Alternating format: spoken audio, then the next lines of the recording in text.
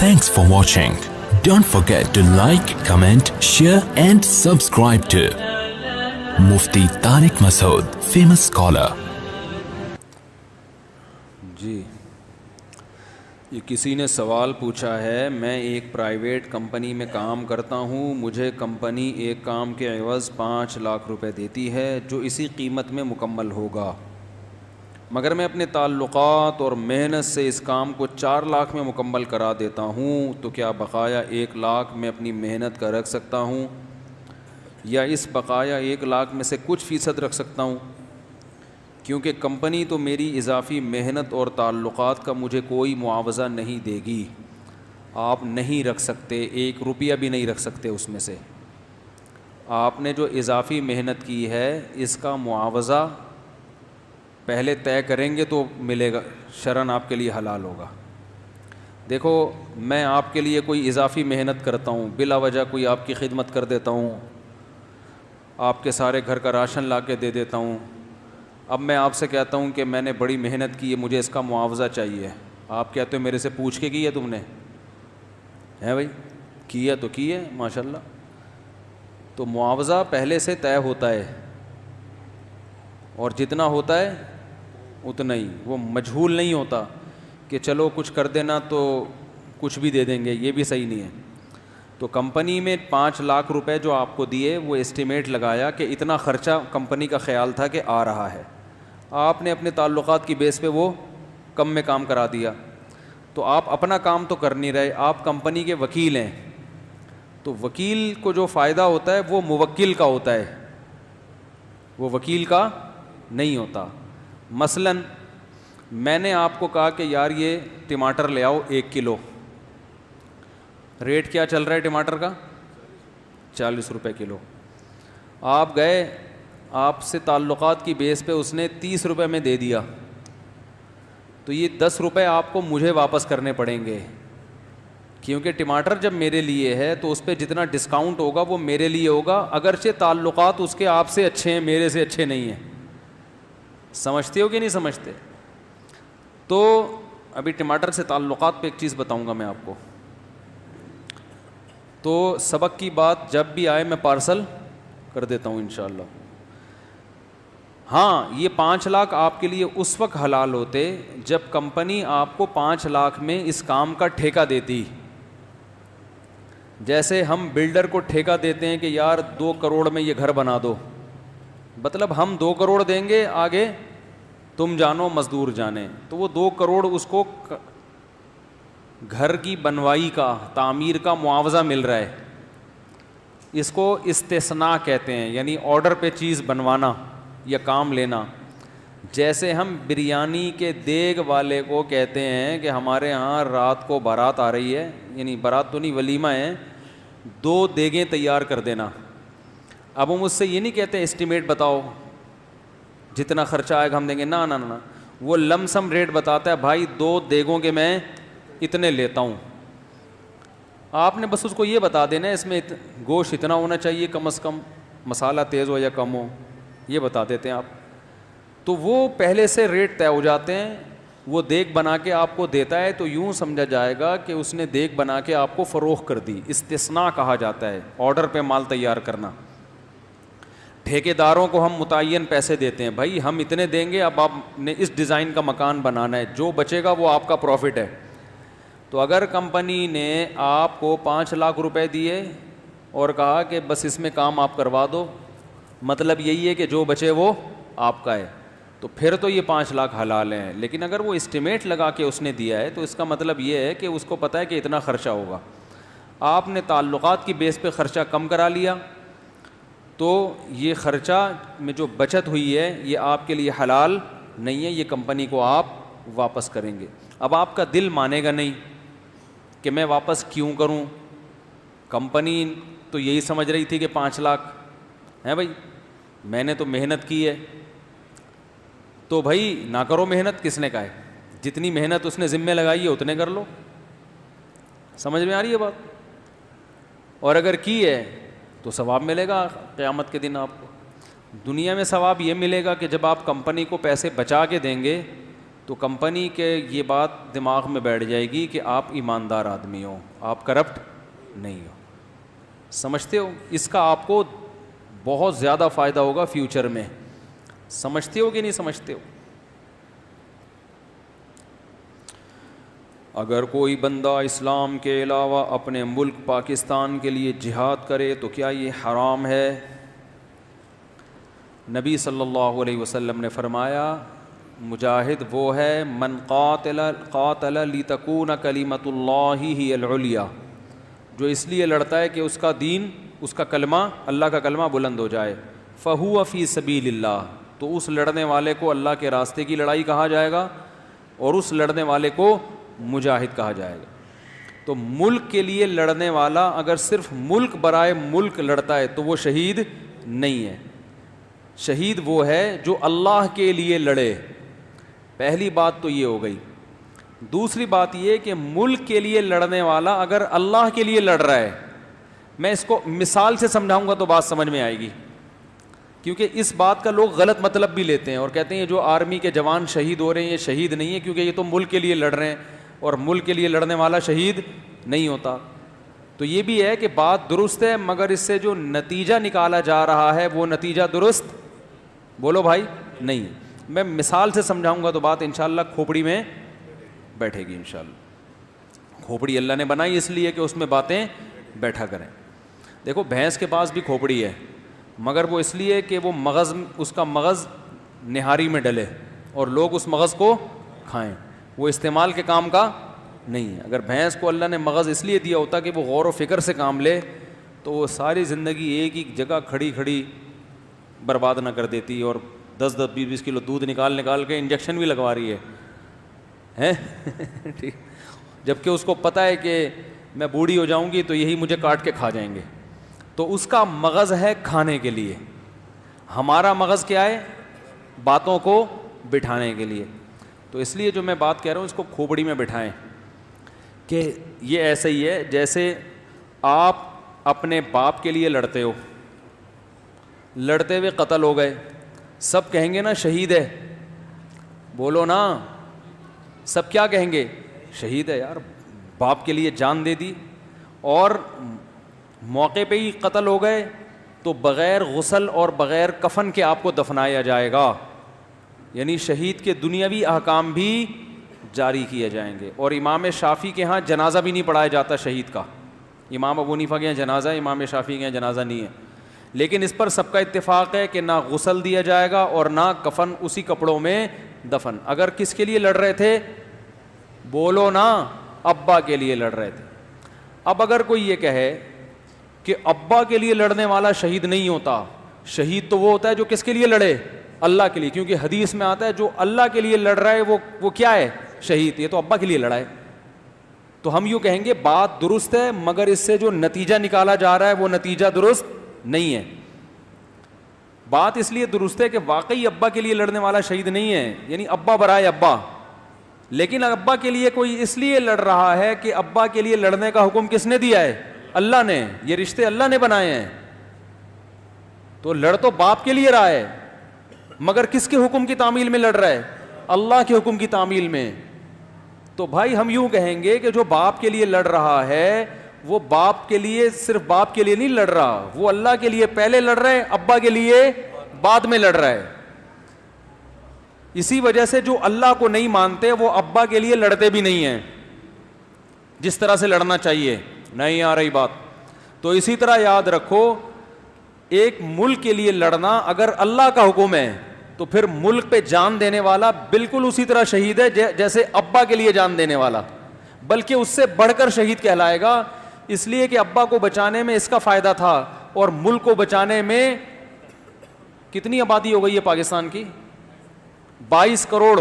اور اگر میرے بیان لوگ پابندی سے سنتے رہے تو 44 کروڑ بہت جلد انشاءاللہ ہو جائیں گے. پھر پاکستان کے لیے جان دینے میں جتنا آج ثواب مل رہا ہے ڈبل ثواب ملے گا, کیونکہ آج 22 کروڑ کو بچانے کا ثواب مل رہا ہے, کل 44 کروڑ کو بچانے کا ثواب ملے گا, اگر اسپیڈ یہی رہی.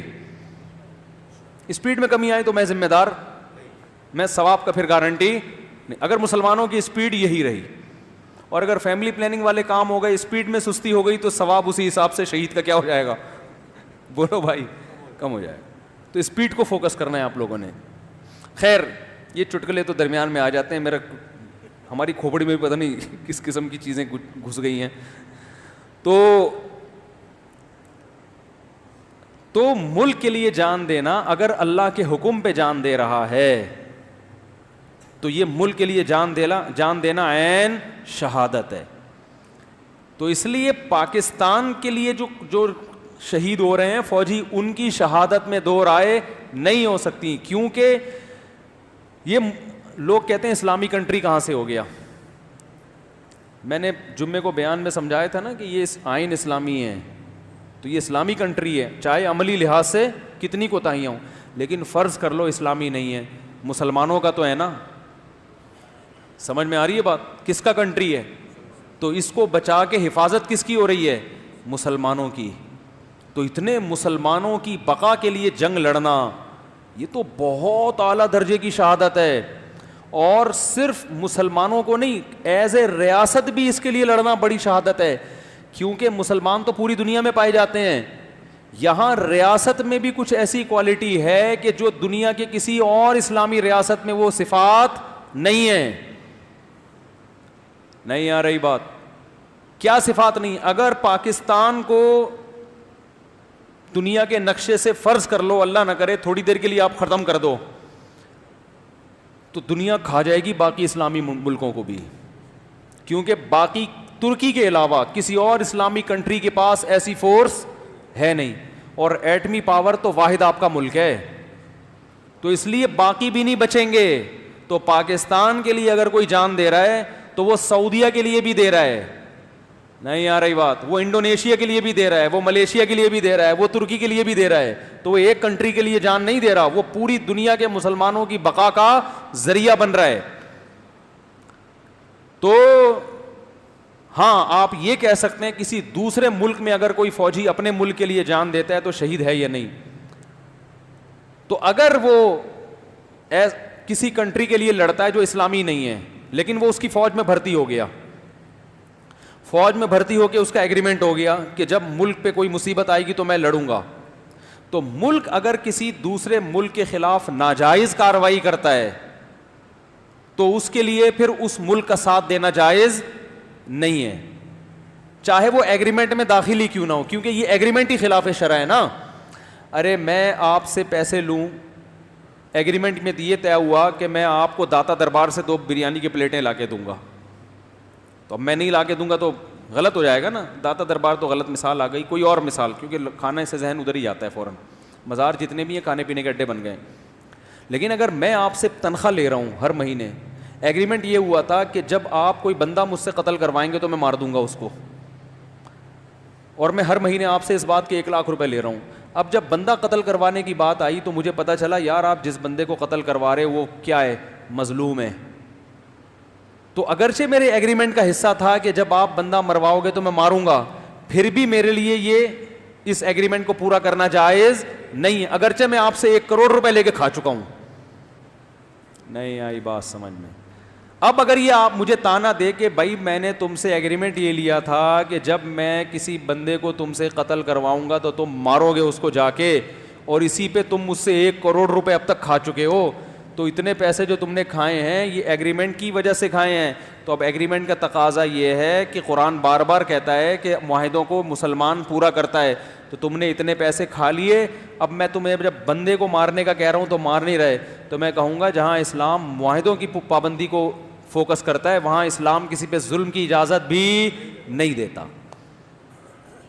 تو چاہے پاکستان ہو یا کوئی بھی کنٹری ہو, کسی ملک پہ اگر ظلم کرنے کے لیے چڑھائی کرتا ہے ظلم کی نیت سے, تو اس میں اس ملک کے کسی بھی فوجی کے لیے اپنے کنٹری کا ساتھ دینا حلال نہیں ہے, چاہے وہ ایگریمنٹ کا حصہ ہو, کیونکہ یہ ایگریمنٹ ہی خلاف شرع ہے.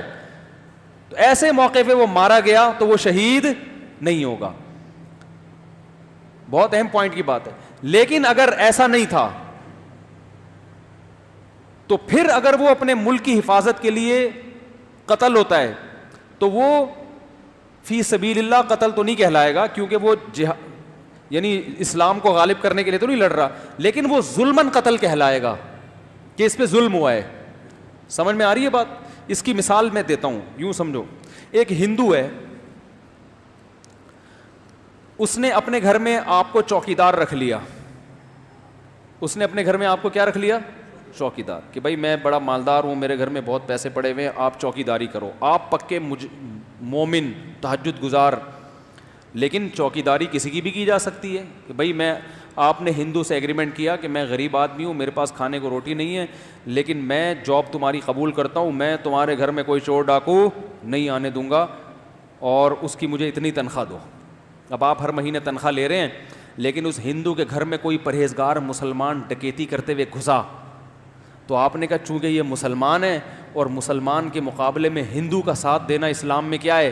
حرام ہے, لہذا پتلی گلی سے بھاگ گئے, اور بھاگتے ہوئے اس ہندو نے آپ کو گولی چلا کے مار دیا, تو آپ شہید نہیں ہوں گے, حالانکہ آپ مسلمان کا ساتھ دے رہے تھے, ایک مسلم کا, اور غیر مسلم کو نقصان پہنچا رہے تھے, مگر اس موقع پہ آپ مارے گئے تو آپ مردار ہو گئے, آپ شہید نہیں ہو گے, کیونکہ آپ ظلم میں کس کا ساتھ دے رہے ہو؟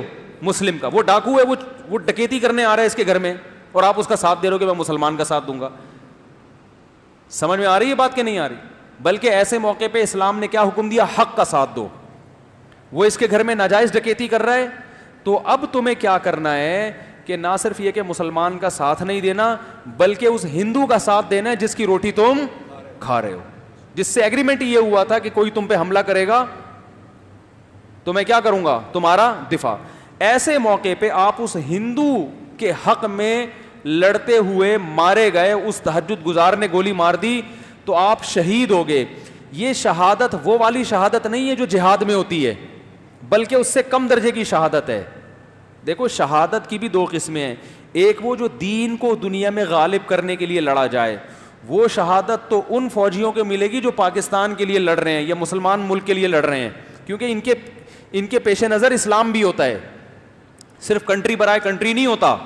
بھائی اس لیے یہ لڑتے ہیں کہ بھئی اسلامی کنٹری ہے نا, اور پیچھے مسلمانوں کی حفاظت ہو رہی ہے, تو اس مسلمانوں کے بچنے سے اسلام بھی تو بچے گا. اور ایک شہادت وہ ہوتی ہے کہ آپ حق پر تھے اور آپ کا مخالف کیا تھا؟ وہ ظلم کرتے ہوئے آپ کو مار دیتا ہے.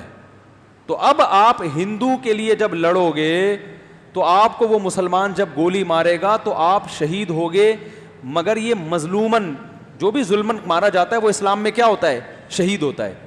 اور یہاں بھی آپ ایسے شہید ہوگے کہ نہ آپ کو غسل دیا جائے گا اور نہ کفن, کیونکہ مظلومن مارے گئے ہو. نہیں آ رہی بات؟ آپ حق پر تھے تو حق پہ جب بھی کوئی لڑے گا تو وہ شہید ہوگا. جب بھی کوئی حق اپنے حق کے لیے لڑے گا نا وہ کیا ہوگا؟ اسلام میں شہید ہے, اور ظالم وہ ہے جو دوسرا اس کو مار رہا ہے. لیکن یہ اس شہادت میں اور اس شہادت میں کیا ہے؟ بھائی شہادتوں میں فرق ہوتا ہے. غزوہ بدر میں جو شہید ہوئے ان کو وہ مقام تھوڑی, ان کے بعد والے لوگوں کو وہ مقام تھوڑی ملا جو فتح مکہ کے بعد شہید ہوئے ہیں. بدر کے شہداء کی بڑی ویلیو ہے نا, وہ تو بہت, بدری صحابہ کی تو بڑی ویلیو ہے.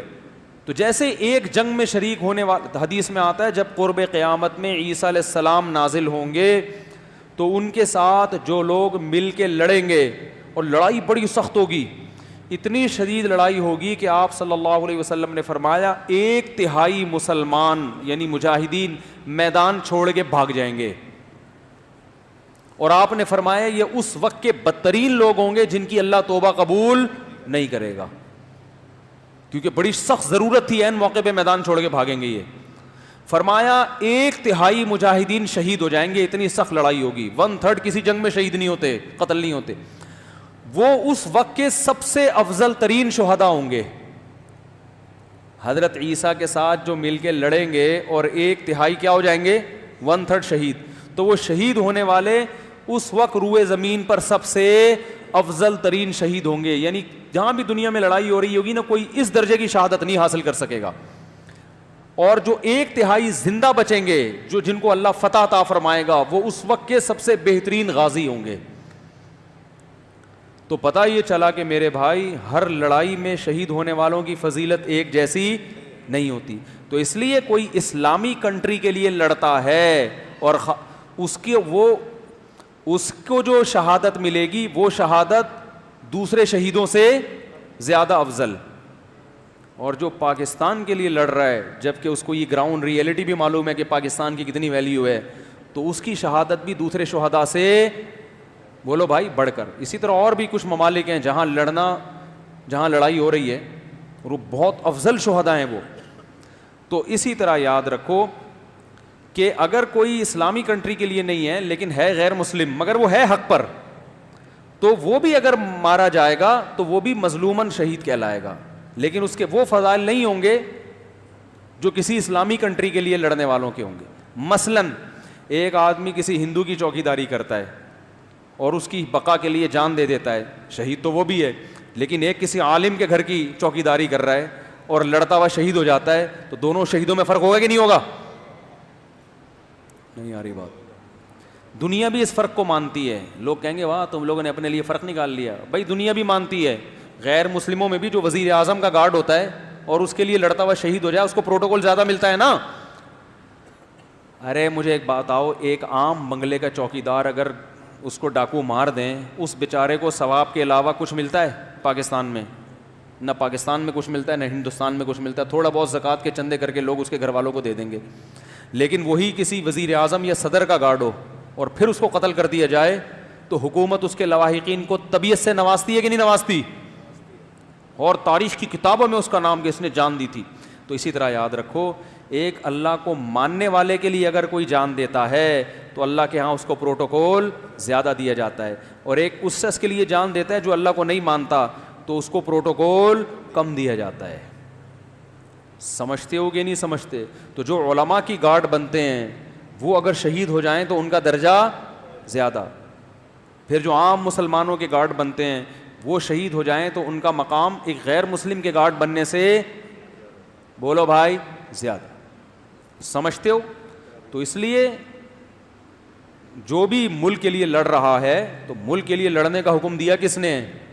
اللہ نے دیا ہے نا. اللہ کا حکم نہیں ہے کہ ان مظلوموں کی حفاظت کرو. ما لکم, وہ کیا ہے وہ آیت ہے اس میں سورہ نساء میں, وما لکم لا تقاتلون فی سبیل اللہ والمستضعفین من الرجال والنساء والولدان یقولون ربنا اخرج لنا من هذه القرية الظالم اهلها واجعل لنا من لدنك وليا واجعل لنا من لدنك نصيرا. فرمایا تمہیں کیا ہو گیا کہ تم ان کے لیے ان عورتوں اور بچوں کے لیے نہیں لڑتے جو کمزور ہیں اور ہر وقت اللہ سے دعائیں مانگتے ہیں کہ اللہ ہمارے لیے کوئی ہمارا دوست اور مددگار بھیج دے.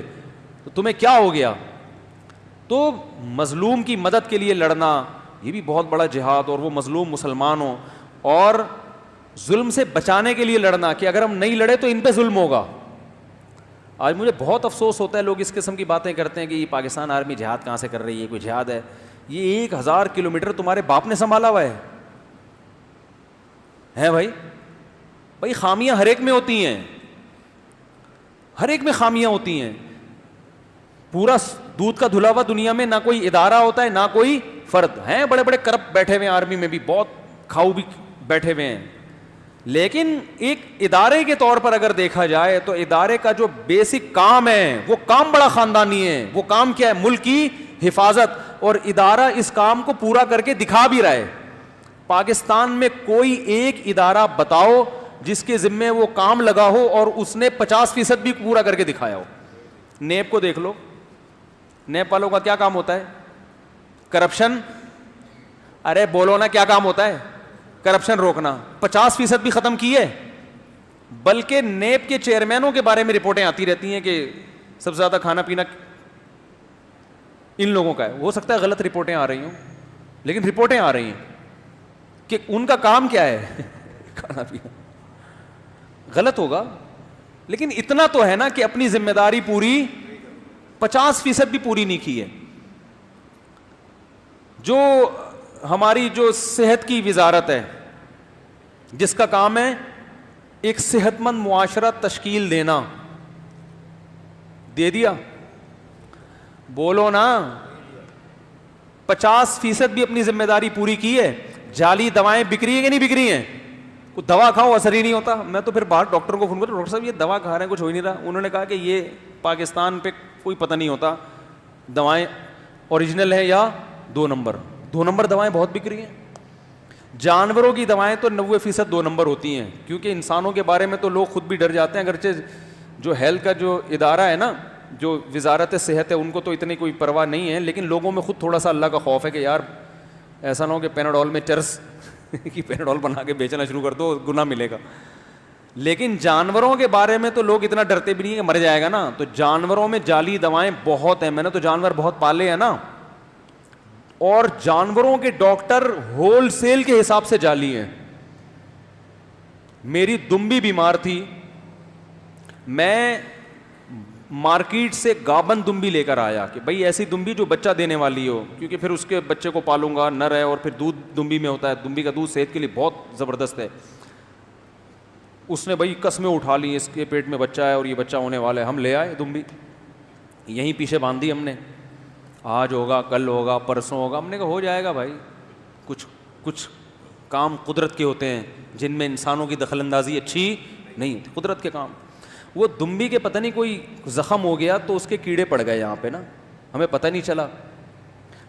مجھے کسی نے بتایا یہ ڈاکٹر بڑا خاندانی ہے, بڑا اچھا ڈاکٹر ہے, اور جس نے بتایا وہ خود جانور پالتا ہے, اس کو ڈاکٹروں کا پتہ بھی ہے. میں بھی متاثر ہو گیا, میں نے کہا اس کو لے کر آؤ. میں گیا, اس کو بائک پہ کسی اٹھا کے لایا, میں نے کہا ہماری دمبی کو چیک کرو. اس نے خیر کہا کہ فنائل کی گولیاں پیس کے اس کے کان میں ڈالو تو کیڑے ختم ہو جائیں گے. ہم بڑے خوش کہ بڑا, حالانکہ تو ساری دنیا کے پاگل سے پاگل کو پتہ ہوتا ہے, ایک دو ٹھوک دیے ٹیکے, ہمیں بھی نہیں پتہ کیا تھا اس میں. میں نے کہا یار اس کا بچہ تو نہیں مر گیا اتنی دوائیں کھانے سے. اس نے چیک کیا, وہ کیا کہتے ہیں وہ جو ڈاکٹر کان میں لگا کے بیٹھے ہوتے ہیں, جو بھی ہوتا ہے مجھے نام ذہن میں نہیں, وہ لگا کے اس نے چیک کیا. اس نے کہا کہ بچے کی ہارٹ بیٹ تو صحیح ہے, بچے کی ہارٹ بیٹ صحیح ہے, بچہ زندہ ہے. سوچو جو بچے کی ہارٹ بیٹ چیک کر کے بتا رہا ہے وہ دمبی کی اپنی ہارٹ بیٹ کو کتنے آرام سے پہچان لیتا ہوگا. تو خیر ہم نے کہا چلو تسلی ہو گئی. اب جب وہ دمبی ٹھیک ہوئی تو میں نے کہا یار اب میرے پاس ٹائم نہیں تھا یا کیا مسئلہ تھا, ایک کسٹمر آیا, اس نے کہا مفتی صاحب یہ آپ اپنی دمبی مجھے بیچ دو. میں نے کہا ٹھیک ہے لے لو بھائی, آپ کو اچھی لگ رہی ہے تو, لیکن یہ گابن ہے, اس کے ریٹ مناسب ہوں گے. اس نے کہا کوئی بات نہیں, میں مناسب ریٹ دینے کے لیے تھی. مناسب ریٹ پہ ہم نے وہ اس کو دے دی, یعنی پہنا دی. میری نیت پہنانے کی نہیں تھی, میری نیت تو اس پر احسان کی تھی. میں سمجھ رہا ہوں اس کے پیٹ میں کیا ہے, بچہ ہے, اور ہارٹ بیٹ بالکل اس کی خاندانی ہے. ہمیں اپنے بچوں کو نہیں پتا ہوتا کیا رپورٹ ہے, لیکن اتنی اچھی رپورٹ ڈاکٹر پیش کر کے گیا ہے. تو وہ دمبی کا یہ ہوا کہ جس کو دی وہ بیچارہ مجھ سے عقیدت میں کہ مفتی صاحب تو زبان کے کیا ہیں, یہ تو جھوٹ بول, کہہ رہے میں منڈی سے اس لیے اٹھا رہا 2 نمبر مال ملتا ہے. تو مفتی صاحب سے, اور قیمت بھی اچھی دے کر گیا کہ گابن ہے. وہ بھی پھر خدا پہ چھوڑ دیا نا اس نے کہ ایک دن ہوگا جب انشاءاللہ یہ دمبی بھی کیا بنے گی, ماں بنے. ایک دن ہوتا ہے, 2 دن ہوتا ہے, 8 مہینے ہو گئے, سال ہو گیا, کہہ رہے اس کا تو پیٹ ہی نہیں موٹا ہو رہا. پھر مجھے آگے کہنے لگا بھائی یہ کیا ہے, کتنے مہینے کا حمل ہوتا ہے دمبیوں کو. میں نے کہا جتنے کا بھی ہوتا ہے مجھے پتہ نہیں, لیکن اتنا نہیں ہوتا, اتنا تو ہاتھی کا نہیں ہوتا. میں نے کہا بھائی, پھر کسی کو دکھایا, اس نے بولا اس کے پیٹ میں کچھ ہے ہی نہیں. تو یہ حالات کس کے ہیں, ڈاکٹروں کے. میں اس ڈاکٹر پہ سوار ہو گیا, میں نے کہا یار پتہ چلا یہ ڈاکٹر ہی نہیں ہے. پھر بکری بیمار ہوئی ہماری, اس کے بھی کان میں نا کوئی وہ چچڑی نہیں ہوتی, وہ چپک گئی, تو وہ اس کے بھی کہیں کیڑے ویڑے لگ گئے ہوں گے, کیا ہو گیا ہوگا واللہ والا. وہ بیچاری گردن یوں جھکائے کھڑی ہوئی ہے. میں نے اندازہ ہوا کہ بکری کا موڈ آف ہے. ہم نے رکشہ بلایا, رکشے میں خود ڈال کے لے کر گیا میں بکری کو. ایک میں اب جگہ نہیں بتاؤں گا, وہاں لے کر گیا جہاں پتا تھا کہ یہاں فراڈی ڈاکٹر نہیں, یہاں بڑے بڑے ڈاکٹر ہیں اور لائن سے 3-4 کلینک ہیں. وہاں لے کر گیا, وہ اپنی بقراتی جھاڑ رہے ہیں نا ڈاکٹر. اچھا رش اتنا لگا ہوا, اس کے پاس کوئی کتا لایا ہوا ہے, کوئی بلی لایا ہوا ہے, کوئی بکریاں لایا ہوا ہے, رش لگا ہوا ہے. بکری کا بغور جائزہ لیا, اس نے کہا اس کو نمونیا ہے. اچھا مجھے نہیں پتا تھا کان میں کیڑا لگ گیا ہے نا اس کے. اس نے کہا اس کو نمونیا ہے. ہم نے کہا ہوگا نمونیا. تو اس نے نمونیا کے ٹیکے شیکے اور گولیاں دیں, بولا 1 ہفتے بعد لے کر آؤ. 1 ہفتے میں بکری کی طبیعت بالکل بھی صحیح نہیں ہوئی. میں دوبارہ 1 ہفتے بعد لے گیا اس کو, رکشے میں ڈال کے لے گیا, ڈاکٹر کے پاس گیا. اس نے کہیں اپنی رپورٹ چیک کی, بھائی نمونیا بتایا تو کہہ رہے الحمدللہ پہلے سے بہت بہتر ہے. اللہ کی قسم یہی الفاظ, پہلے سے کیا ہے, بہتر ہے, مزید دوا لینی پڑے گی. دے دو بھائی. اتنے میں رکشے والا بھاگتا ہوا آیا, کہہ رہے یار پیچھے کیڑے پڑے ہوئے ہیں جہاں بکری تھی. میں گیا تو کیڑے تیر رہے ہیں, کیڑے چل رہے ہیں. میں نے کہا یہ کیڑے کہاں سے آئے؟ تو میں آیا تو پھر میں نے بکری کا بغور مطالعہ کیا تو اس کے کان کے اندر کیڑے, کان میں زخم ہو گیا تھا اس کے, وہ ایک چچڑی نہیں جوں چپک جاتی وہ. پھر میں نے اس جگہ پہ جو ہے نا وہ چونا ڈلوایا اور اسپرے کروایا. بعض دفعہ مٹی میں یہ چیزیں پیدا ہو جاتی ہیں. پھر پتہ چلا یہ بیمار اس لیے ہے کہ کان اس کا کیا ہے, خراب ہے. نمونیا شمونیا کچھ بھی نہیں تھا. پھر اس کمبخت نے کان کاٹا اس کا, وہ اتنا کان اندر سے خراب ہو گیا تھا, کان کاٹ کے وہ صاحب. میں نے کہا چلو کنکٹی ہو گئی, وہ ٹھیک ہو گئی. جیسے ہی اس کو وہ اینٹی بایوٹک کھلائی ہیں اور وہ انجیکشن لگے ہیں, فٹ فاٹ ہو گئی. تو یہ حالات کس کے ہیں؟ ڈاکٹروں کے, جانوروں کے ڈاکٹر کے. نمونیا اور پتہ نہیں کیا, وہ مر جاتی تھوڑے دنوں میں. کہتا ہے تقدیر میں مرنا لکھا ہوا تھا, کیا ہو گیا, مر گئی. وہ تو بکری کا تو حساب بھی نہیں ہوگا قیامت کے دن کہ آدمی اس کو بددعا دے گا یار. تو میں حساب ضرور لیتا قیامت میں کہ تو نے میری بکری ماری ہے. تو اب مسئلہ یہ ہے کہ دیکھو یہ ہماری جو وزارت صحت ہے اس کا حال 50% بھی اپنی ذمہ داری پوری کرنے نہیں کر رہے. اور سائنس اور ٹیکنالوجی کے وزیر کا حال دیکھ لو آپ. چاند پہ بحثیں ہو رہی ہیں کہ 29 کا چاند ہے اور 30 کا. فلکیات کا کی الف بے بھی معلوم نہیں ہے ٹھیک ہے نا. حالانکہ ماہرین فلکیات یہ کہتے ہیں کہ چاند کی کیلکولیشن کے ذریعے مہینوں کی تعیین ممکن ہی نہیں ہے. یہ ماہر فلکیات کہتے ہیں. اور محترم ماہرین فلکیات کے کندھے پہ رکھ کے بندوق چلا رہے ہیں کہ ماہر فلکیات کے حوالے کر دینا چاہیے اور پہلے سے نقشے بن جانے چاہیے, اور سمجھ رہے ہیں کہ میں بہت بڑا کوئی سائنس کی بات کر رہا ہوں. تو سائنس اور ٹیکنالوجی کی وہی میں اکثر ایک لطیفہ سناتا ہوں کہ وزیر تعلیم سے انٹرویو لیا جا رہا تھا تو ان سے ایجوکیشن کے بارے میں بات کی جا رہی ہے. اس کو غصہ آیا, بھائی مجھ سے ایجوکیشن کا کیوں پوچھتے ہو؟ تو اس نے کہا کہ آپ وزیر تعلیم تھے تو اس لیے آپ سے تعلیم کا پوچھ رہے ہیں. اس نے کہا جب تھے اس وقت نہیں تعلیم کا مجھے کچھ پتا تھا, اب تو ریٹائر ہو گئے. تو ہر شعبے, ریلوے کا حال دیکھو, ہر شعبے کا حال. تو بھائی فوج کی ذمہ داری کیا ہوتی ہے؟ ملک کا دفاع. تو آپ جتنا مرضی اپنی فورسز کو برا بلا کہو, لیکن یہ کام فورسز نے خاندانی طریقے سے پورا کیا ہے. سمندروں کی بھی حفاظت کی, فضاؤں کی بھی حفاظت کی, اور میدانوں کی بھی حفاظت کی ہے. ایک ہی کام ہے پاکستان کا ڈنکا, صحیح ہے نا. اور جو ایمونیشن بنایا جا رہا ہے, اسلحہ بنایا جا رہا ہے, آپ ہر ٹیکنالوجی میں دوسروں کے محتاج ہو, ہر چیز میں. لیکن پاکستان میزائل کی ٹیکنالوجی میں, اسلحہ کی ٹیکنالوجی میں خود مختار ہو گیا ہے, خود بنا رہا ہے اسلحہ. تو یہ کتنی بڑی بات ہے کہ کم از کم ایک ڈیفنس تو خاندانی ہو رہا ہے کہ نہیں ہو رہا. تو اس لیے جب یہ کوئی اس طرح کی بات کیا کرے نا, اب یہ تو ملک کے لیے لڑ رہے ہیں, تو تنخواہ لینے کے لیے لڑ رہے ہیں, یہ کہاں سے مجاہد ہو گئے. تو میں حیران ہوتا ہوں کہ یار جس نے 1000 کلومیٹر کا بارڈر سنبھالا ہوا ہے وہ اگر مجاہد نہیں ہے تو کیا پھر اور کسے مجاہد کہتے ہیں؟ ہاں یہ آپ ضرور کہیں کہ صرف یہ نہیں ہے, اور بھی ہیں, اور بھی لوگ ہیں جنہوں نے ملک کو بچایا ہوا ہے, اور بھی لوگ ہیں جو ملک کے لیے کام کر رہے ہیں. اور صرف پاکستان نہیں, دوسرے اسلامی کنٹری کے لیے بھی لوگ لڑ رہے ہیں, کام کر رہے ہیں. تو ہم نے کب کہا کہ وہ مجاہد نہیں ہیں؟ ہو سکتا ہے ان سے زیادہ اچھے مجاہد ہوں, لیکن اتنا تو مانو کہ یہ بھی ہیں. جو فلسطینی لڑ رہے ہیں اپنے حق کے تحفظ کے لیے, بیت المقدس کے لیے لڑ رہے ہیں, وہ تو سب سے مقدس جنگ ہے, تو ہم ان کی نفی تھوڑی کر رہے ہیں. تو اس لیے جو بھی اللہ کے لیے لڑ رہا ہے, اور ایسی لڑائی جس کا فساد نہ ہو. بعض جگہ لڑائی جہاد کے نام پہ ہوتی ہے لیکن اس میں فساد جہاد سے زیادہ ہوتا ہے, یعنی جہاد نہیں ہوتا, اس میں نتائج کے لحاظ سے فساد ہوتا ہے, تو وہ اس لڑائی کو ہم لڑائی نہیں مانتے. تو اس لیے جو کام خاندانی ہو رہا ہے نا اس کو خاندانی مان لینا چاہیے. اور یہ ایک عجیب بات ہے, میں نے آپ کو بتایا تھا نا کہ جو اللہ کے لیے لڑتا ہے نا اس کے لڑنے کا اسٹائل کچھ اور ہوتا ہے, اور جو صرف کنٹری کے لیے لڑ رہا ہوگا اس میں وہ موٹیویشن اس کو مل ہی نہیں سکتی. تو یہ بھی ایک حقیقت ہے.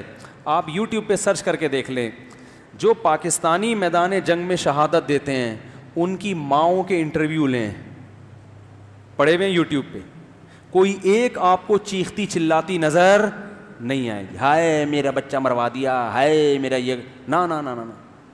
اور جو دوسرے ملکوں کے لیے لڑتے ہیں ان کی ماؤں کے انٹرویو دیکھیں آپ, یہ حکومت نے میرا بچہ مروایا ہے, یہ ہمارے بچوں کو مروا رہی ہے جا کے, سمجھ رہے ہو, واویلا مچاتے ہیں. میں نے تو اب کیا زیادہ لمبی ڈیٹیل میں بات, صحت کے لیے وزارت صحت نے منع کی ہے زیادہ تفصیلی باتیں کر. میں نے شہداء بھی دیکھے اپنی آنکھوں سے, اور جو شہداء کے مقابلے میں لڑنے والے ہیں ان کو بھی دیکھا ہے. دونوں کی میتوں میں مرنے کے اسٹائل میں زمین آسمان کا فرق ہوتا ہے. جو حق کے لیے لڑتا ہے نا, جیسے علماء ہم نے دیکھے ہیں شہید ہوتے ہوئے کراچی میں, اور ڈاکوؤں کو بھی قتل ہوتے ہوئے دیکھا ہے ہم نے پولیس کے ذریعے. دونوں کے مرنے کے اسٹائل میں بڑا فرق ہوتا ہے. ایک ایسے ٹیڑھے میڑا ہو کے مرے گا نا, چیختا چلاتا ہوا ہے ہوئے گالیاں دے رہا ہوگا مرتے ہوئے ایسے ہوتے ہیں. اور ایک کے مرنے کا انداز وہ نرالا ہوتا ہے, کلمہ پڑھتے ہوئے جا رہا ہوگا, ایک عجیب سی اس کے پہ, اگر وہ تکلیف سے کراہ بھی رہا ہوتا ہے نا, تکلیف تو ہوتی ہے انسان کو ظاہر ہے جب گولی لگتی ہے, تو کراہنے کا بھی اسٹائل میں نحوست نہیں ہوتی. اور جو باطل پہ لڑتا ہوا مرتا ہے نا, اس کو مرتے ہوئے نحوست آپ کو اس کے چہرے پہ نظر آئے گی. یہ میں نے اپنی آنکھوں سے دیکھا ہے. اور شہداء کے خون کی خوشبو تو ہم نے ایسی سنی ہے کہ میں قرآن لاؤ اس پہ ہاتھ رکھ کے قسم اٹھا کے کہہ سکتا ہوں کہ میں نے شہداء کے ناک کی, اپنی ناک سے ان کے خون کی خوشبو سونگھی ہے جس میں کوئی آمیزش نہیں ہے. لوگ کہہ سکتے ہیں نا, یہ ملحدین کہیں گے کہ ابے یہ مولویوں کی بنائی ہوئی باتیں ہیں. اگر کوئی شہید مجھے نظر آیا نا اور اس کے خون سے خوشبو ہوئی, میں بلا کے دکھاؤں گا کہ یہ ہے خوشبو.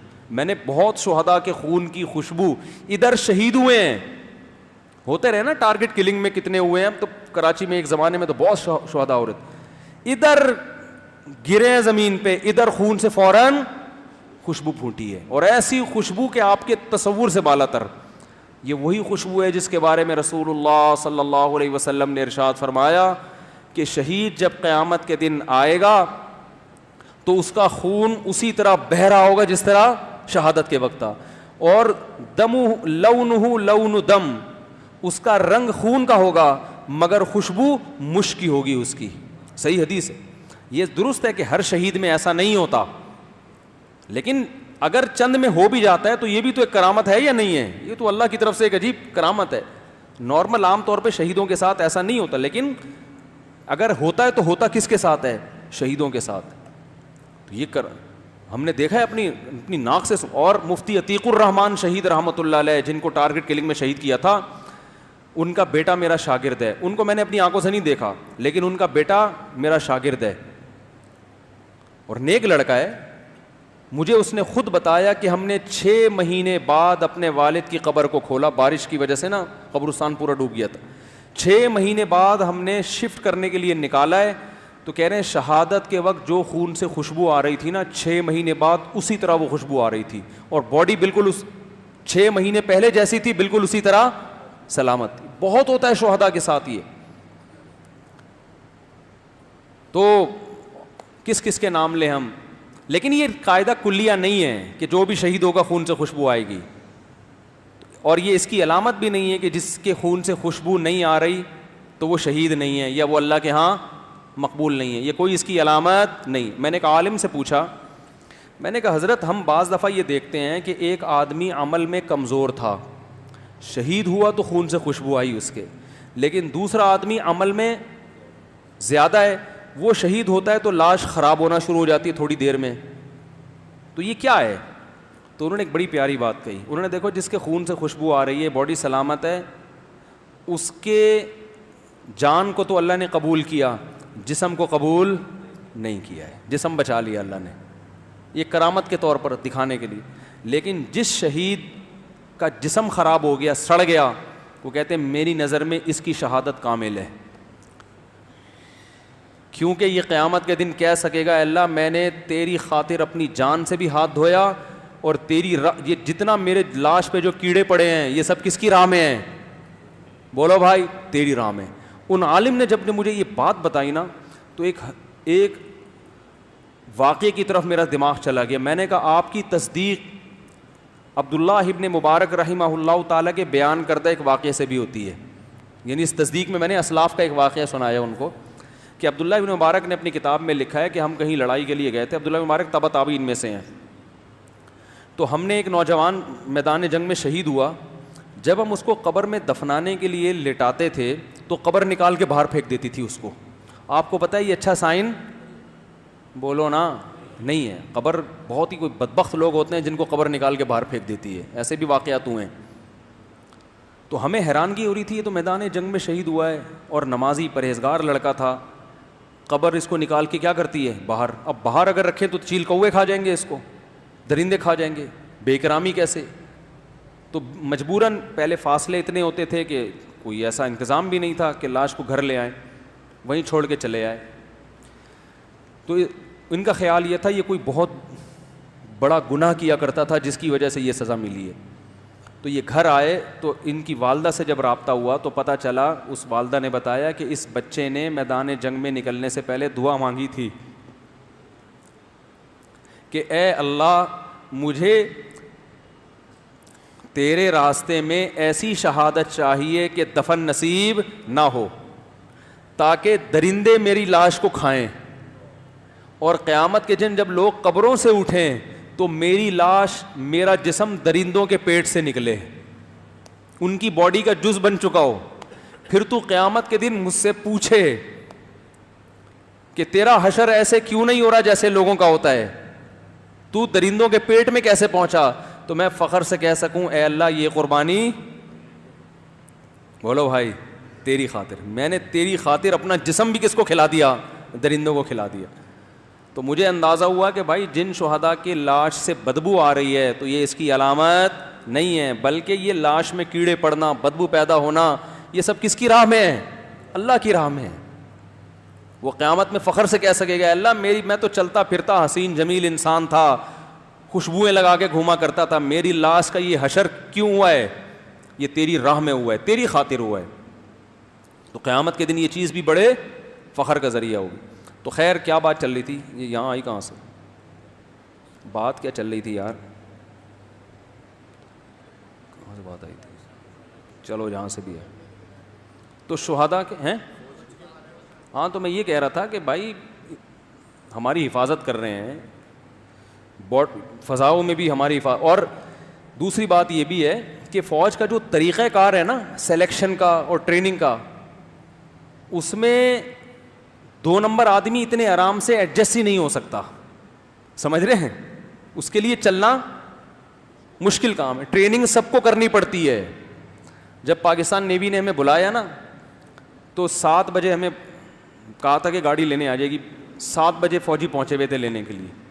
جن آفیسر سے ملاقات تھی 7:30 بجے ملاقات تھی, سب کے سب جتنے بھی آفیسر تھے 7:30 بجے بیٹھے ہوئے تھے. اب یار جو ٹائم دیا ہے اس پہ کوئی ایسا آدمی پہنچ سکتا ہے جو کام میں ذمہ داری سے پورا نہ کرتا ہو. سارے آفیسر جتنے بھی, ایڈمرل سے نیچے کے جو آفیسر تھے نا, ان کو کیا کہتے ہیں یار وہ بیٹھے ہوئے ہیں, ایک تو ایڈمرل ہوتا ہے نا, ایڈمرل سے نیچے کا کون ہوتا ہے, وائس ایڈمرل. وائس ایڈمرل سے نیچے کون ہوتا ہے, ریئر ایڈمرل. یہ میں ترتیب بعض دفعہ بھول جاتا ہوں, کالج میں پوری رٹی ہوئی تھی, اس وقت شوق تھا نا فوج میں جانے کا, جب ادھر آئے تو سب تیل ہو گیا. تو آپ بتاؤ ریئر ایڈمرل بھی بہت بڑی پوسٹ ہے نا, تو جو ٹائم انہوں نے دیا تھا اس ٹائم پہ پہنچے ہوئے تھے. میں مانتا ہوں بڑے بڑے گڑبڑی ہیں فوج میں, کہیں آپ مثالیں دیں یار وہ اس نے یہ کر دیا, اس نے یہ کر دیا, لیکن یار یہ کتنا پازیٹیو. کسی گورنمنٹ کے آفیسر سے آپ ملنے جاؤ 6 مہینے تو پہنچنے میں لگیں گے وہاں, تھانے چلے جاؤ, ایس ایچ او صاحب آرام فرما رہے ہیں, ڈی ایس پی صاحب سو رہے ہیں. ہمارے محلے میں کونسلر تھے, بڑے اچھے نیک تھے. تو ایک علاقے میں پانی ختم ہو گیا, لوگ آئے کونسلر صاحب کے گھر پہ نا پورا جتھا بنا کے. تو کونسلر صاحب نے کہ بیٹے باہر نکلے, انہوں نے کہا کونسلر صاحب سو رہے ہیں, آپ ذرا خاموش رہیں. وہ واقعی صحیح آدمی تھے, اور ظاہر ہے انسان 24 گھنٹے تو نہیں خدمت کر سکتا. تو لوگ اتنا طیش میں آ گئے نا, پورے علاقے میں لوگوں نے چاکنگ کی اور جگہ جگہ لکھوایا خاموش کونسلر صاحب سو رہے ہیں, یہ ان کا مذاق اڑانے کے. تو وہ کونسلر کے بارے میں تو یہ جملہ غلط تھا, لیکن میجورٹی تو اسی طرح ہی ہے, اچھے لوگ بھی ہیں. تو کسی بھی ادارے پہ جب تبصرہ کیا جاتا ہے تو یہ دیکھا جاتا ہے کہ من حیث الادارہ یہ اپنی ذمہ داریاں پوری کر رہا ہے کہ نہیں کر رہا. باقی گڑبڑیں ہر جگہ ہوتی ہیں, وہ ہوتی رہیں گی. تو وہ ذمہ داریاں الحمدللہ خاندانی طریقے سے پوری ہو رہی ہیں. نہیں یقین آتا نا فوج میں بھرتی ہو جاؤ, بھرتی تو ہو جاؤ گے, اس کے بعد بھاگنے کے خیالات زیادہ آئیں گے. میرے پاس ایک ملنے آیا کرتے تھے, کمانڈو بھی بیٹھے ہوئے ہیں بیان میں, وہ بیٹھے ہوئے, وہ دیکھیں پیچھے, وہ نیوی میں پتہ نہیں آرمی میں, یہ بھول گیا میں, ٹھیک ہے نا. تو میں نے ان سے پوچھے آپ کی ایکٹیویٹی کیا ہے, انہوں نے بتایا یہ. میں نے کہا یار اس میں تو آدمی زخمی بھی ہو سکتا ہے, ہاتھ پاؤں ٹوٹ سکتے ہیں. انہوں نے کہا ہاں بالکل ٹوٹ سکتے ہیں, ٹوٹ بھی جاتے ہیں لوگوں کے. ان کی بڑی ٹف ٹریننگ تھی نا. تو اگلے ہفتے میری ان سے ملاقات تھی. میں نے کہا آپ خیریت سے ہیں؟ کہہ رہے خیریت سے نہیں, میری ٹانگ ٹوٹ گئی ہے. میری ٹانگ, وہ کہیں آپریشن تھا بلوچستان میں, اس آپریشن کے دوران کیا ہوا, ٹانگ ٹوٹ گئی. تو میں نے ان کو ٹائم دیا, میں نے کہا میں آؤں گا انشاءاللہ تعزیت کے لیے. یہ ٹھیک ہو کے ٹانگ جڑ گئی, آ گئے, تعزیت نہیں سوری عیادت کے لیے. ان کی ٹانگ جڑ گئی, یہ ملاقات کے لیے آ گئے, اور میں اب تک نہیں جا سکتا. اگر میں آرمی میں ہوتا تو میں چلا جاتا. کیا خیال ہے؟ تو قربانیاں ہیں بھائی, اس کو مان لینا چاہیے میرا خیال ہے. نہیں مانے تو جاؤ بھاڑ میں.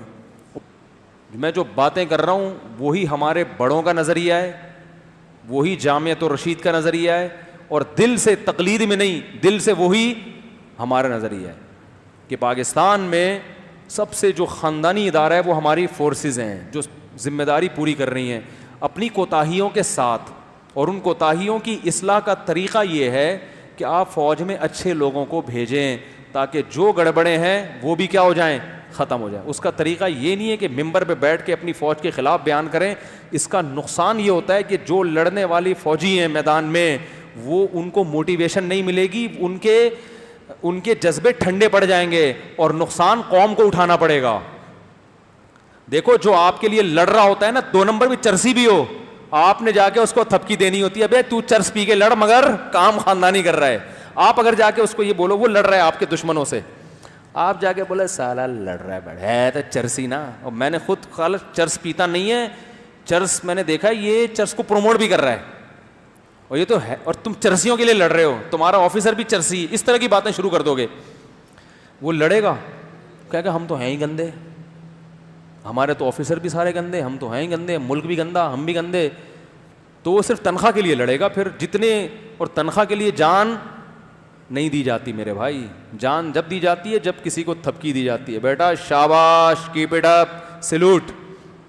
اس کو سلوٹ مارا جاتا ہے نا, سر خاندانی کام ہے. تو مجھے کوئی بھی فوجی ملنے کے لیے آئے نا, کتنا ہی رنگ روٹ کیوں نہ ہو, میں اس کو عزت دیتا ہوں الحمدللہ. آفیسر کی بات نہیں کر رہا, ایک عام فوجی کوئی بھی رنگ روٹ بھی ملنے کے لیے آتا ہے, میں اس کو عزت دیتا ہوں. اور یہ ہمارے بڑوں نے سکھایا ہے, اس کو عزت دیتا ہوں کہ بھائی تم کام کیا کر رہے ہو, تم خاندانی کام کر رہے ہو. حالانکہ وہ ہمیں اتنی عزت نہیں دیتا. بہت سے ہمارے خلاف بولتے ہیں, بہت سے فوج کے آفیسر ہمارے خلاف بولتے ہیں, ابے یہ مولوی ایسے, ابے یہ وہ کرتے ہیں. فوج میں تو ہر طرح کے لوگ ہیں, ابے یہ مولوی. میرے ایک رشتے دار آرمی میں تھے, میں ان سے ملنے جایا کرتا تھا, تو ان کے بڑے فوجیوں سے تعلقات تھے, بڑے بڑے کرنل سے بھی اوپر لیول کے فوجی آ کے بیٹھا کرتے تھے, اور برا بھلا کہہ رہے ہوتے تھے مولویوں کے, ابے یہ مولویوں نے دین کو ایسا بنا دیا, ابے یہ مولویوں نے دین کو ایسا بنا دیا. ہوتے اچھے بھی ہیں برے بھی ہیں. تو شخصیتوں کو دیکھو گے تو ہر چیز ملے گی آپ کو, ہر ویرائٹی ملے گی, اچھے بھی اور برے بھی. لیکن ایسے ادارہ دیکھو گے, ادارے کو فوکس کرو گے تو بھائی ادارہ خاندانی. تو ہم کسی فوجی سے اگر محبت کرتے ہیں تو اس لیے نہیں کہ اس کی ذاتی حیثیت کی, اس لیے کہ ہمارا دفاع کر رہا ہے وہ, اور اس سے ہمارا ملک مضبوط ہوگا. سمجھتے ہو؟ اور بھی بہت کچھ ہے کہنے کے لیے, نہیں اچھا ہاں میں وہ آخری بات کر دوں کہ دیکھو پاکستان ایک اسلامی کنٹری ہے نا, تو یہاں کے جو لڑنے کے لیے جو جذبہ ہے نا, وہ دوسرے ملکوں میں دوسرے ملکوں کے پاس وہ جذبہ نہیں ہے. مجھے خود ایک آفیسر نے بتایا کہ برطانیہ میں, امریکہ میں, بلکہ ایک امریکن نے بتایا, امریکی ادارے میں ہے, وہ پولیس میں ہے, اس دن بیان میں آیا بھی تھا, اس نے بتایا کہ وہاں فوج میں بھرتی ہونے کے لیے لوگ آسانی سے تیار نہیں ہوتے کہ بارڈر پہ گئے مرمرا نہ جائیں. جبکہ ہمارے ہاں جب ویکینسیز آتی ہیں تو بندے اتنے زیادہ آتے ہیں نا فوج میں بھرتی ہونے کے لیے کہ سلیکشن مشکل کام ہو جاتا ہے. 20 آدمی چاہیے ہوتے ہیں تو 20,000 آ رہے ہوتے ہیں. کمیشن آفیسر بھرتی ہونے کے لیے ہزاروں میں سے چند کا انتخاب ہوتا ہے. اسی طرح جو عام فوجی ہیں نا, ان میں سے ہزاروں میں سے چند کا ایک کا انتخاب ہوتا ہے. آرمی اپنے معیار پہ سلیکشن کرتی ہے.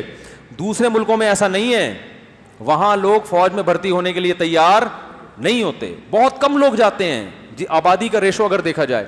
پھر جاتے ہیں تو لڑنے کے لیے بھرپور طریقے سے تیار. افغانستان میں دیکھ لو نا, افغانستان میں امریکن لڑتے ہیں اس جذبے سے نہیں لڑتے جس جذبے سے ہمارے فوجی لڑتے ہیں دوسرے ملکوں کے خلاف. جب جنگ ہوتی ہے اس جذبے سے وہ نہیں لڑتے. کتنے لوگ افغانی بتاتے ہیں ہمیں آ کے, وہاں جب امریکی کوئی گولی لگتی ہے نا کسی امریکی فوجی کو, تو عجیب طرح سے چیخ رہا ہوتا ہے وہ کہ پتہ نہیں کیا ہو گیا. تو یہ فرق ہے ایک اسلامی ملک کے لیے لڑنے والے اور ایک غیر, کیونکہ وہ امریکہ کے لیے کیوں لڑ رہا ہے, ایگریمنٹ کا حصہ ہے, نیشن کے لیے لڑ رہا ہے, لیکن اس کو یہ اندازہ ہوتا ہے کہ یار جتنی قیمتی جان نیشن کی ہے اتنی ہی میری بھی ہے. وہ کوئی دودھ کے دھلے ہوئے نہیں ہے. پھر بھی تربیت ہوتی ہے, ان کی ٹریننگ ہوتی ہے, لڑتے ہیں. میں یہ نہیں کہہ رہا کہ وہ لڑتے ہی نہیں ہیں, وہ بھی لڑتے ہیں تبھی تو دنیا پہ حکومت کر رہے ہیں. لیکن وہ جذبہ نہیں ہوتا جو ہمارے جن فوجیوں کو نشان حیدر ملا ہے. راشد مہناز کو دیکھا نہیں تھا, ابے کسی میں یہ جذبہ ہے کہ سالہ جہاز کو یوں نیچے کر کے بم گرا دے جا کے زمین پہ. اس کے لیے ایک عدد دل اور ایک عدد جگر ہونا چاہیے. راشد مہناز نے کیا کیا تھا, 18 سال کا نوجوان, 18 سال کا نوجوان, کتنی کم عمری, جب انسان کے لمبے لمبے خواب ہوتے ہیں, ایسے موقع پہ یار ایک جہاز کو بچانے کے لیے اپنی جان دے دی کہ بھائی نہ تیرا ہے نہ یہ جہاز, اگر میں اپنے ملک میں لے جا سکتا تو تیرے کنٹری میں بھی نہیں لے کے جاؤں گا, ہم دونوں مریں گے. اور اس وقت اس اغوا کرنے والے کی حالت کیا ہوئی ہوگی سوچو. یہ تو شہادت کے جذبے سے ہوگا, اور جو جہاز اغوا کرنے کے لیے آیا تھا اس کی کیا کنڈیشن ہوگی کہ یار یہ تو میں نے سوچا تھا ہی نہیں, میں نے تو یہ سوچا تھا کہ گن پوائنٹ میں وہاں لے جاؤں گا. یہ تو تصور نہیں تھا کہ یار ایسے بھی جگر والے لوگ ہوتے ہیں کہ جب ہم ان کو وہاں جانے کا کہیں گے اور یہاں نہیں لے جا سکے گا تو کہے گا نہ وہاں نہ یہاں. صحیح ہے نا, یہ نیچے جائے گا جہاز, خود اپنے آپ کو موت کے منہ میں دھکیلا جا رہا ہے. تو یہ اس کو اٹ از کالڈ شہادت, اٹ از کالڈ شہادت. کافی ہو گیا میرا خیال ہے, ایسا نہ آپ سب دھماکے سے پڑ جائیں جا کے گھر بھی, بولے اتنی زیادہ ہو گئی ہے کہ اب ہمیں بھی پھاڑ ہو گئی جا کے. آپ اپنی بیگموں کو برداشت کر لیں, یہ بھی کیا ہے شہادت. شہادت کی ایک قسم 4 شادیاں بھی ہیں. اگر ایک بندہ ساری زندگی زمزم کے پانی میں سادہ پانی ملا کے پیے تو پھر بھی زمزم, ہاں زمزم ہی ہوگا. دکھی ہوں آنکھ سے, یہ کیا لکھا ہے بھائی, بہت لمبے سوالات ہیں, ابھی ٹائم کم ہے. سنت کے مطابق وضو کا طریقہ اور نماز ادا کرنے کا طریقہ بیان کر دیں. اس پہ بات ہو گئی, بہت لمبا سوال ہے, اس پہ پورا بیان ہوگا. یہ عرب اسرائیل کا جو انہوں نے پوچھا ہے پورا بیان ہونا کیا ہے. آپ سے گزارش تھی, دیکھو یار آپ سے گزارش ہے کہ اس مسئلے کا حل بتا دیں. ایک خاتون نے پوچھا ہے کہ میں بیان سننے آتی ہوں, دکھتی ہوئی آنکھ سے جو پانی بہتا ہے یا آنکھوں میں جو دانے ہو جاتے ہیں ان کی وجہ سے پانی نکلتا ہے, وہ پانی کیا ناپاک ہوتا ہے؟ نہیں, ناپاک نہیں ہوتا. آنکھ سے جو پانی نکلتا ہے وہ ناپاک نہیں ہوتا, کپڑے پہ لگ جائے تو بھی ناپاک نہیں ہوگا. خشک ناپاک کپڑا اگر خشک پاک کپڑے سے لگ جائے تو بھی ناپاک نہیں ہوتا. اگر نجاست خشک ہے اور وہ پاک کپڑے سے لگ جائے اور کپڑے خشک ہو تو دوسرا کپڑا ناپاک نہیں ہوتا. سبحانک اللہم و بحمدک نشہد ان لا الہ الا انت نستغفرک و نتوب الیک.